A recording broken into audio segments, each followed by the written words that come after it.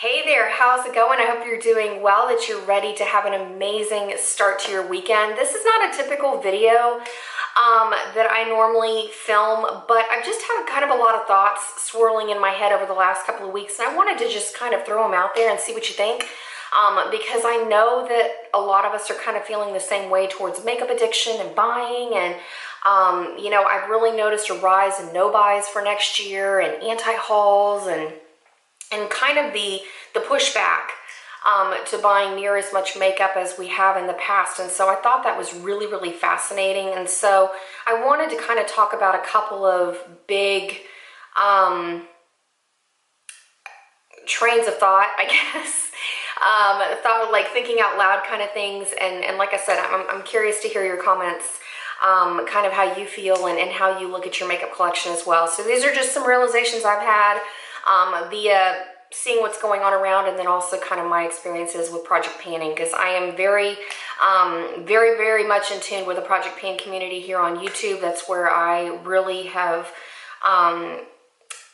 found not only my niche, but I've really kind of figured out what I want to do with my makeup collection. And so it's been a long kind of process coming. And so now that I think about some of these other things, it's really making it come full circle, and I'm evaluating kind of what I want from my makeup collection going forward into the future. So the first thing I want to talk about is the sheer volume of product.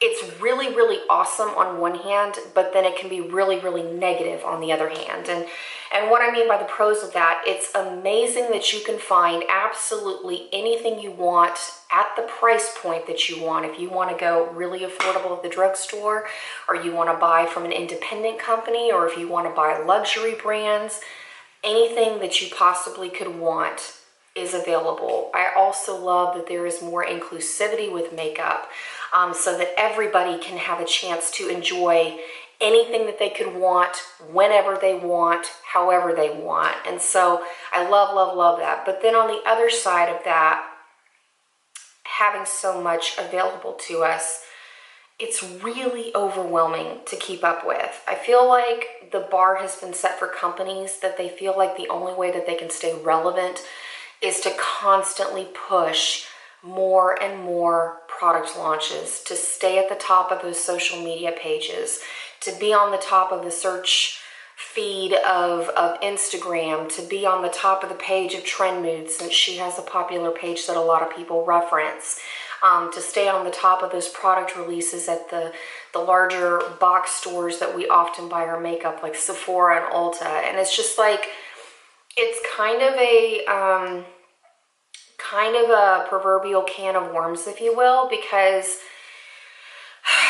I think we're past the days of being able to kind of slow the product releases down, because I think that as consumers, we get far too impatient, kind of waiting for the next seasonal release like it used to be in the past.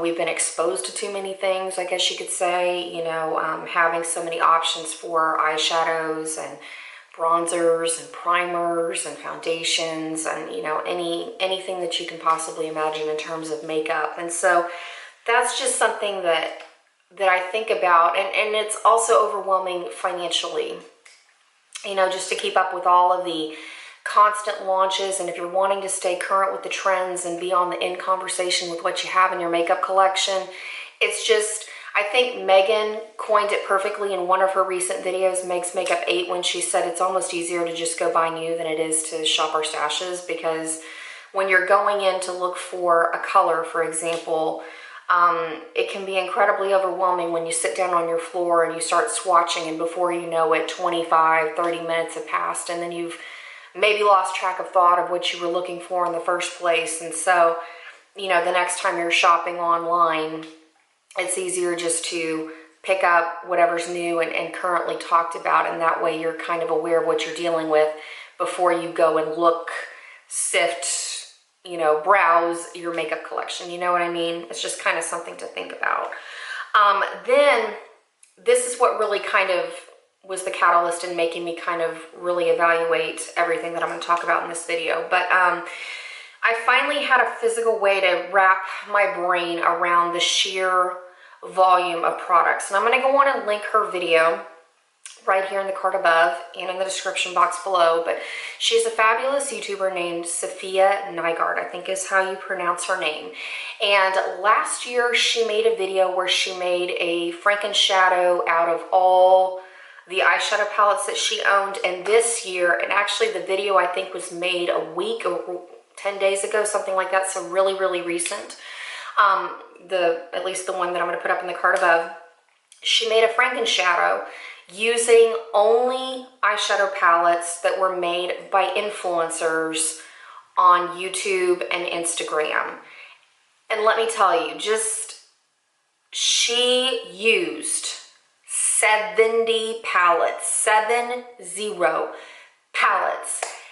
And as I watched her make this Frankenshadow, it really just blew my mind because the majority of those palettes were released in 2018. I mean, just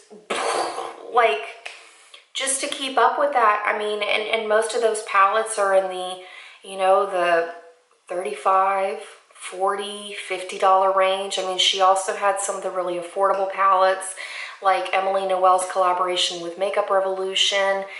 She had things from Morphe, since Jaclyn Hill's palette was all the thing, and she used all the Jaclyn Hill palettes from the large one to the smaller Vault collection, and then she had Jeffree Star palettes, and I mean, she ran the gamut. 70 eyeshadow palettes. This isn't including all of the other palettes that were released.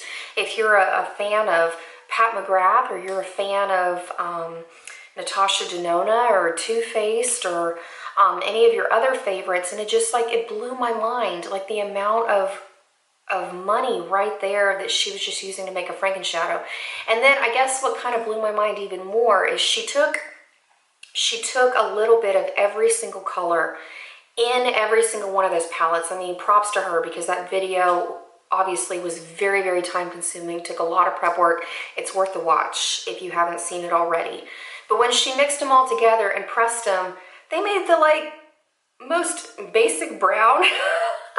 I mean, when she put it under a microscope, it was really neat to see all of the different color reflects of all the different shimmers and glitters and colorful eyeshadows that she threw in there. But at the end of the day, it was a brown eyeshadow. So I thought that was really, really fascinating. And again, just kind of helped me to wrap my brain around how much it ends up being in a physical space. I mean, I feel that way when I watch declutter videos, but at the same time, just to see that was releases, that's not even declutter status, just releases from this year. And I know that there are way more to come in the future. And it just makes you think about influencers trying to keep up with the hype of promoting their own brands, in addition to promoting PR from the brands that may or may not sponsor them, or may not send them PR on a regular basis. And it's incredibly overwhelming as a viewer to watch. It's incredibly overwhelming to think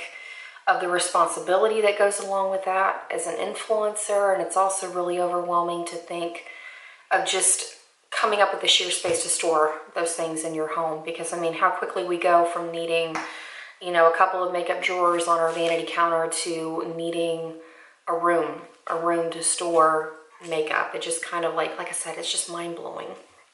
Then that goes into kind of discussion number 2, and that is makeup is getting more expensive. I mean, I even said this in my makeup, see if I can have words today. I talked about this in my most recent makeup bag, but makeup has gotten stupidly expensive. Have you noticed that? From drugstore to high-end, everything has gotten way up. I mean, you have to anticipate some prices are going to rise from year to year because you need to account for inflation and the cost of materials goes up. I understand that.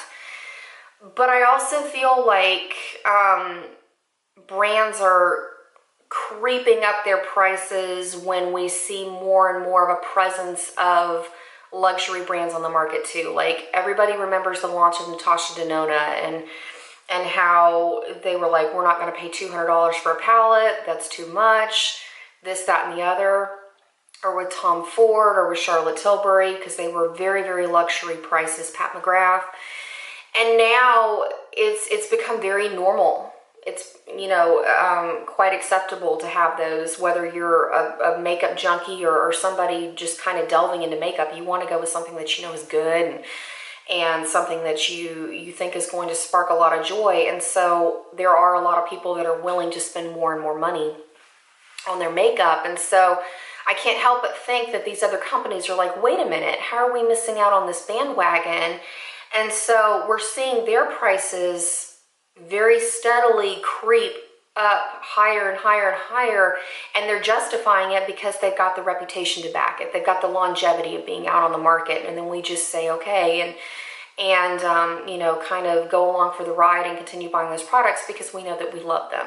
So I don't know, it's just something to think about. And you know, I guess it's more of a thing that I've noticed lately because I am a project painter. I don't buy makeup with the frequency that I used to. And so pretty much every time I go shop for makeup, there is a slight bit of sticker shock, to be honest, because I just, you know, I remember the days of going to Sephora and things were like $25, and now kind of the standard price seems like it's more towards $37, because that's a price I see pretty commonly on a lot of things. And it's just like, you know, it's going to get to a point where it's going to become exorbitant to be able to afford our makeup on a daily basis, much less have the variety in a collection. I mean, for me, that's a huge motivator in terms of project painting, but it's also overwhelming to think, oh my word, what are we looking at in terms of moving forward and buying makeup in the future? So it's just something that I think about. Maybe you're thinking about it too.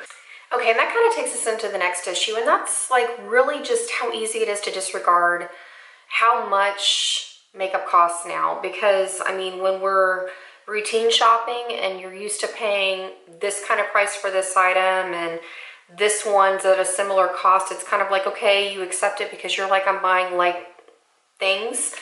Or, you know, let's say like for me, I'm really into eyeshadow palettes, and so if I get used to paying $50+ for a palette over here, and then another palette's released and it's like $50-$60, and I, you know, would definitely think it's a similar quality and packaging, and it's sold at the same retailer, I'm more easily swayed to purchase that particular item. And so it's just kind of something to think about. Or even like the kind of person I was a couple of years ago, I was constantly shopping for makeup, and I wouldn't even bat an eyelash at going into Sephora on a routine basis and spend, you know, whatever I was going to spend on high-end items, buying eyeshadow, and then I'd go to Target and, you know, buy a bunch of lip products, and it just became so normal for me that I quit thinking about how much it was actually costing me every month, and it was almost turning into like a muscle memory thing where I wasn't even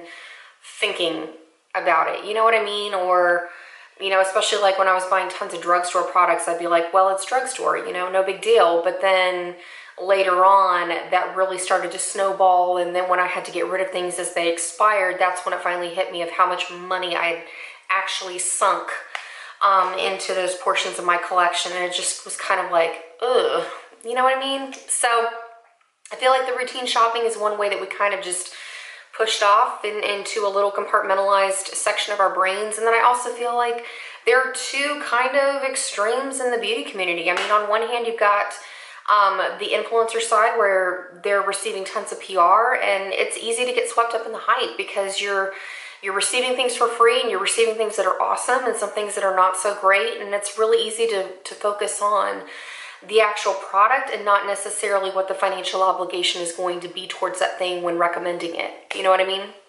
And I kind of feel like, even though I'm a very small YouTuber, I felt a little bit of that receiving things from Octoly, because one of the things that I fell in love with was a Becca primer. It's that First Light Priming Perfector. It's the one that comes in the purple bottle, or it's purple and you know what I mean. So, you know, I started using it. I love it. And I was able to get about 3.5–4 months out of it. And then when I went to Ulta to go repurchase it, that sucker's $37, like without tax. And I was just like, what? It's like $40 for a primer. And I just realized how easy it was for me to get swept up with that one product, or falling in love with the Becca Gradient Glow Bronzer from Octoly, and I haven't repurchased it at this point because I made myself a Franken bronzer. But you know, just to go repurchase those things for myself, I was kind of like, it's a lot of money. I mean, it's $100 just about between those two products, not even counting what's going on for the rest of my face on a daily basis. And it's just like, when did it get so costly? You know what I mean? And it just makes me think about, you know, we have these levels and tiers at stores where right now, if you spend, what, $400 a year at Ulta, you get platinum status. You spend, I don't even remember what the VIB level is. Is it $350, $315, something like that? Which is not that exorbitant to buy a year's worth of your everyday products, but it's becoming more easy to keep VIB Rouge status, for example, of spending $1,000 in a calendar year just for the sheer reason of prices keep rising. So, I mean, you know, what's going to be the next level of extravagance from that to really kind of set the beauty enthusiast apart from normal makeup shoppers if $1,000 is going to be kind of the next new normal? You know what I mean? Just something to think about, because I just like, I know I don't want to spend that kind of money on my makeup, but at the same time, I'm like, I like what I like, and I'm willing to buy makeup, and I'm going to continue to consume makeup, and I'm going to continue to try new things. It's just, I know that my pace is going to slow down a ton because financially, I don't want to keep up with that kind of obligation, just in terms of buying products. So, but then I feel like going along that train of thought takes us into the project painting side of the community. And in that regard, it's kind of easy to forget about the prices of things there because you're out of the habit of buying makeup. You know what I mean? So every time you go shop for it, it's sticker shock. Like, let me kind of give you a little bit of backstory. I recently picked up 2 Bobbi Brown of the High Shine liquid lipsticks. And the reason this happened is because I was kind of half listening to Beauty News with Kat and Haley when I was putting on my makeup, and they were talking about these particular liquid lipsticks and how they weren't high maintenance, they weren't fussy, and I really wanted to learn how to love a good liquid lipstick, but it's been kind of hard. Like, I've been hit and miss on different brands, or they go bad so fast that I'm like, it's not worth it. And so when they were talking about the great quality of these and how even the vampy color, like this Wild Orchid, doesn't go all over the place, I was kind of like, all right, you've got my attention. Well, that day, it was a couple hours later, my husband and I were walking around the mall, and I have not been in a freestanding Sephora in a very, very long time. I've shopped occasionally on the website, or I'll, you know, go into a JCPenney location that's near my home. And so when I saw the Sephora store, I was like, you know what, I kind of want to go in there just for giggles and grins and, you know, swatch Natasha Denona shadows to see what all the fuss is about, and maybe swatch a Pat McGrath palette to see what all this, you know, the fuss was about. Well, as I was walking through, I found myself at the Bobbi Brown kiosk looking at these liquid lipsticks, and they had 2 shades because, I mean, I've really wanted to wear nudes and find a nude that is super flattering for me. I have a MAC lipstick combo that I love, but I wanted like a nude liquid lipstick. So I decided to go on and jump on this. And then I also like vampy shades like this. This is my jam. I love deep vampy colors. I wear dark lipstick on a regular basis. And so I went up to the cash register and bought these. It was $80 flippin' for these 2 liquid lipsticks. And I'm like, how? It was a lot of money to me because like I said, I'm out of the habit of buying it. And I'm like, $80 in liquid lipstick that are going to expire in like, what, 9 months to, you know, 18. Maybe I'll get 2 years out of it. Probably not. But, you know, it's just, that's a lot of money. And it makes me think about how many times we get sucked into collections on, you know, watching videos, and then we go out and buy 3, 4, 5 colors, or you want to complete a palette family and have everything in that collection. So you do the completionist thing, and it's just like, it's a lot of money.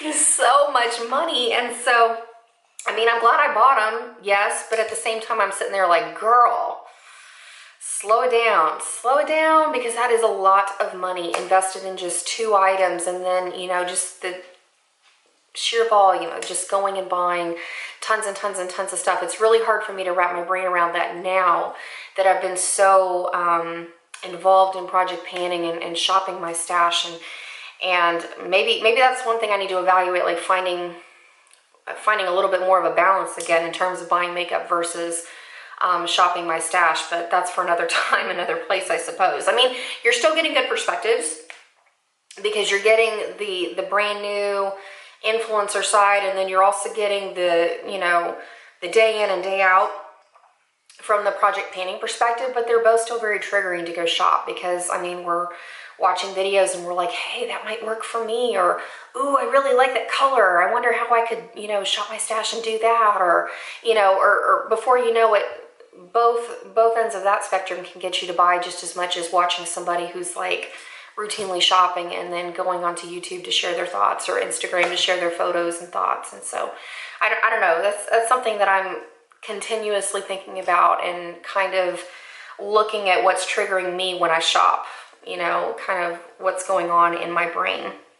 And so then that goes into the next thing that I was kind of, I mean, I've been thinking about this one for years, and that's, let's talk some unrealistic expectations. Just from viewer to the influencers and just viewer about makeup collections and, you know, just the whole gamut. And number one, the one thing that I find the most fascinating is viewers want to have their cake and eat it too when it comes to reviews. And it really puts this precedent out there for unrealistic expectations because, you know, when you have an influencer that's cranking out first impressions videos, some people love those, but then there's also a huge population that don't feel like that's enough in terms of reviewing. I'm one of those people that I really like thorough reviews, but I realize that that takes a lot of time. That takes dedication. That means that, you know, that review is not going to be out when the product first launches. And so that's where I think, again, you know, viewers want to have their cake and eat it too. In order to get those thorough reviews, you can't demand a product release and review to be like thorough at the launch when there's so much, or to get mad at the influencer that they haven't given enough time with the product because they've already moved on 5 products later because they have so much in volume just to kind of get through that they're obligated to talk about on their channels. And so it's just, I don't know, it's like this never-ending cycle, kind of the hamster wheel, that it seems like it's impossible to get off, just in terms of, you know, kind of cutting back on you know, those initial impressions. And I know, like with the project panning aspect of it too, my preferences change through products, and I may start out liking something and then I don't like it, or I start out hating something and then I end up having a deep appreciation for it by the time I finish the product. And so I really feel like we need to give ourselves that kind of flexibility as we go through things, and not just go with those initial impressions and take those as, you know, that's going to be your thought on the product through the entire thing. So I don't know, like I said, I really appreciate thorough reviews, and I'm willing to give that influencer the time and the space that they need to make an informed decision and make an informed choice, really do the wear tests on those particular products, because that helps me in the end make more informed choices if that's going to be something that I incorporate into my collection. Like, you know, going back to this Bobbi Brown liquid lipstick thing, I kind of got sucked up in the hype because Kat and Haley received these for PR, so they may not have necessarily had to think about the financial obligation with this, but they were talking about just how great the product was, and then I got influenced to go buy them, you know, just off their initial impressions, and I'm happy with them, but at the same time, it's kind of like, I get sucked into it too, just as much as anybody else would, so it's something to think about. That being said, then it also goes into makeup isn't just about makeup anymore. Makeup gets personal because the viewers, consumers, however you want to call us, in general, you know, that we're looking on Instagram, we're watching YouTube videos, we're going on Twitter and whatnot. When there's so much and we're depending on influencers to really be the guinea pigs for a lot of these products, it's easy to start kind of making things a little bit too personal, and that leads to drama and the attacks from you know, the product to the influencer to the brand owner, company, and it's like I said, it's a vicious cycle that just keeps going on and on and on and on, and there's no kind of a stop to it unless you finally just say, I'm going to go cold turkey and go on a no buy for a little bit, or I'm going to slow down on how much I buy makeup and I'm going to project pan for a while. And then it really kind of gets you into the habit of using your makeup and forming your opinions based upon that product versus looking at the hype and everything else going on around it. Okay, so kind of, you know, continuing that hamster wheel of unrealistic expectations, I'm specifically talking about palettes here. And I wanted to address this because I used to feel this way too, but the unrealistic expectations that we as consumers put on companies that release palettes, eyeshadow palettes, face palettes, you name it. And the reason I wanted to put this in here is because it's still very much a thing that consumers want a one-stop shop palette. They don't necessarily want to have to shop their collection or have to complement a palette with things that they already own. Like, you know, buying a palette that has tons of glitter or shimmer shades, and then they've got to figure out a matte palette from their collection, or buy another matte palette, or you know, buying a neutral palette and then get pops of color to go in with it. They want like a stock palette that they can just reach for, that they don't have to spend gobs of time shopping their stash, and, you know, because not all of us have that kind of time in the morning when we're getting ready, or we love playing with makeup, but we just don't have time to sift through tons and tons and tons of things. And so there's unrealistic expectations in demand put on these companies to basically release the same kinds of shades over and over and over again. And then we're back on the upswing of the hamster wheel because consumers get really upset with that, because they're like, we're bored, there's no creativity, it's all the same shades, but yet they're demanding palettes to be one-stop shops. You can't have your cake and eat it too. Like, that's one of the things that I've finally kind of gotten to realize with panning palettes. And I'll go on and link my 5 things I've learned from panning palettes up here in the card above. But it's just like, no palette is a standalone thing, especially as you start finishing shades. Every palette is meant to complement with other things, and you can always pull from your collection, but that means taking the time to do it. That means really kind of playing around with your makeup and find some combinations that work for you. Don't be afraid to jump around your collection. But it's just not everybody is ready to do that, or not everybody wants to do that. And so, you know, we're seeing that cycle right now of people are just drained of seeing the same neutral palettes, the same pops of color, the same kind of colorful palettes. And it's just like, well, until we change our demand, that's what we're going to receive. You know what I mean? So I guess it's a way of looking at, we're bored as consumers. We're sick of looking at our collections. We're not at the point where we're ready to like start over and get rid of everything, because that's overwhelming in itself, because then you have to face how much money you've spent in collection, or, you know, if you're going through decluttering, it's facing other hurdles of like splitting up. I was just watching a decluttering video while I got ready this morning, and it was really interesting to hear the entire time this girl was keeping things because it completed the set. Very much a completionist theory. Like, she wanted to have all of her naked palettes together, even though she doesn't use them, but she wanted to have the family together. Or all of her Too Faced chocolate bar collection, she wanted to have all those in a set because they're all a family. And I was like, I've kind of stepped away from that now, because after panning multiple palettes, that isn't something that really is a priority for me anymore. But I have to admit, I definitely used to think like that as well, in the days when I was like really super into buying makeup. So I don't know, it's something to think about in terms of collection as well, because I know there are days like I see my backup stash and I'm just like, I'm over it. I'm over seeing the same kinds of things. I feel like when I look at new makeup now, there's nothing that really is that different that would add value to my collection, which is kind of I find it a little bit disappointing, because I love makeup, but at the same time, I mean, that drives me further into panning, because I'm like, you know, I've already got great stuff here at home. why not use it before it goes bad, versus bringing in more and more and more. So maybe that'll be something that encourages you to do a quick project pan and just kind of evaluate what you're using versus what you think you want, because I know that has changed for me dramatically in the last couple of years, but we'll talk about that in a little bit. All right, and lastly, that kind of takes me into a little bit of a veer from just kind of the makeup collection sides of things, and that's just realizing the times are changing for influencers.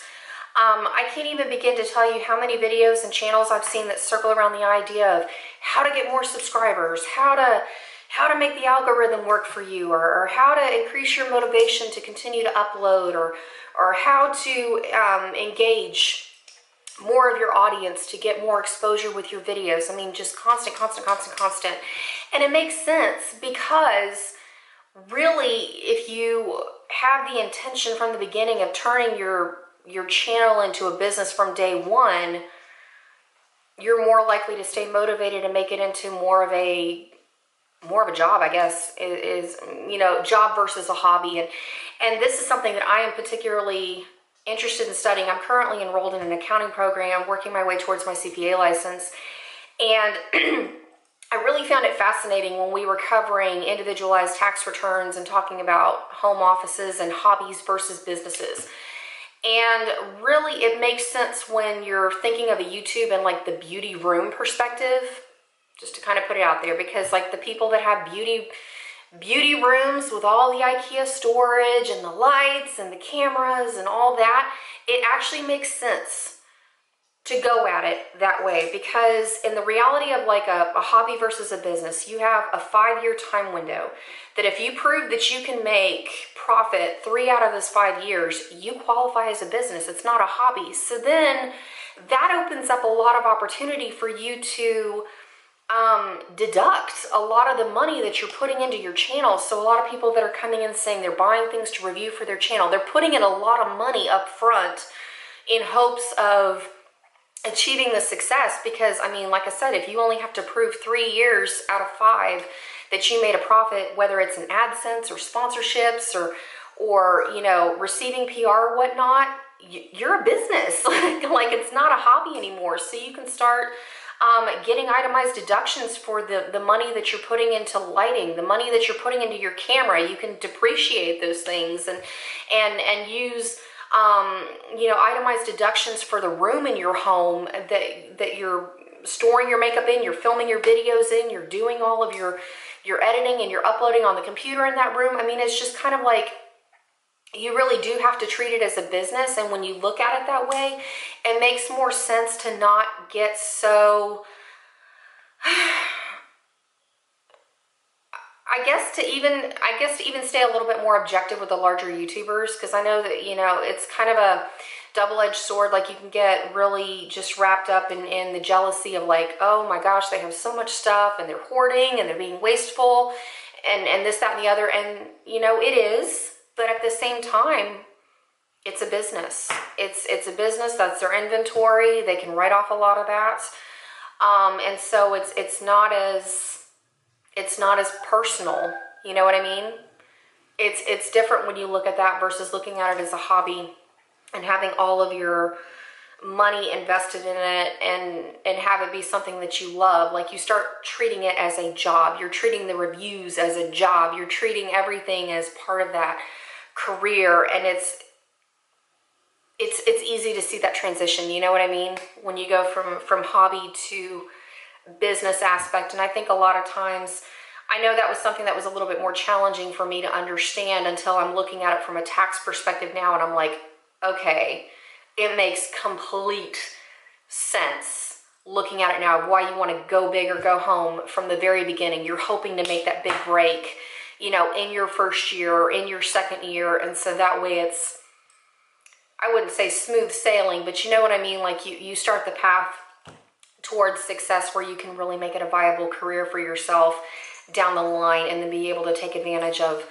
a lot of, tax incentives for having that. Like I said, it's not just about you putting money into your makeup collection and just having this huge financial burden. It's really a viable business for you. So and then you can go even a step further and start kind of contemplating the aspect of decluttering. I know a lot of people are decluttering right now and just kind of making way, and that's kind of a splurge and purge cycle on its own, because you know it's really easy to declutter the makeup that you're not necessarily using, but then you've got the space allocated for it. So what do? It's very easy to justify purchases and end up filling that space again, and then kind of go through the process routinely. And so, or even dealing with expired makeup. So okay, so that's about it. I mean, there are so many videos right now that are just related to this topic. So I'm going to link some in the description box below if you want to just continue watching some more videos on makeup addiction, facing decluttering, and facing expired makeup, because I know that's another big one for me that has really turned my shopping around. Just because, I mean, it is so disappointing when you have to throw away tons of makeup that you purchase with your own hard-earned money because it has gone bad. I mean, that is just, it just guts you every time. But no matter how much we want to, we can't make that makeup last forever. And so that really, I know YouTube for me is a hobby. I mean, I make a little bit of money, like an AdSense occasionally, but at the same time, it's like I'm still very much in the, you know, I'm using my own hard-earned coin to buy the makeup, and it's like I'm really kind of sitting there evaluating, like, is it worth it to me in the long term to continue just buying more and more when the prices just keep going up, and there's just more is more, you know what I mean? It's just like, it's a lot to deal with. So like I said, go on and check the description box below. I'm curious to hear your thoughts on some of these discussions in the comments below. I'd like to continue the discussion, or if you're, you know, interested in making a video on this, I'd love to hear your thoughts as well, because it's a lot to think about. Just kind of how we're going to shop for ourselves in the future, or, you know, whether you're wanting to turn your YouTube channel or your Instagram from a hobby into a business. You know, that's another thing to kind of consider, and what you're willing to put in for that. So I don't know, comment below. I'm intrigued to hear your thoughts. So thank you so much for giving me some of your time today. I hope that you found this helpful, maybe a little bit insightful, get you to kind of think a little bit. So take care, and I look forward to catching up with you real soon. See you later.